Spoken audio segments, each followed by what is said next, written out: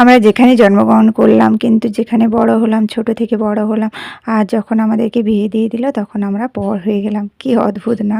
যেখানে ছোট থেকে বড় হলাম বাবার বাড়ি, তখন সেখানে কি হয়, আত্মীয়র মতো কুটুমের মতো গেলাম, খেলাম, আবার চলে এলাম। কি অদ্ভুত!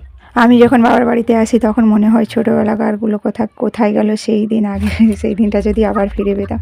যখন ছোটরা খেলাচ্ছে, যখন তাদের মধ্যে দিয়ে ভাবতাম আমরাও ছোট ছিলাম, কেমন খেলতাম, কি তাই না? কোথা দিয়ে যে দিনগুলো চলে যায় আর বছরগুলো কেটে যায়, কিছুই জানা যায় না।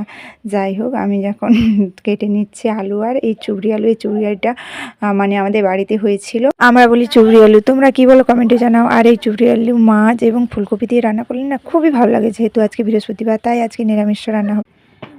আর এখান থেকে আলুগুলো বড় বড় কেটেছি, কেননা এই আলুগুলো খুব তাড়াতাড়ি সহজেই সিদ্ধ হয়ে যায়, তাই আমি বড় বড় করে কেটে নিয়েছি।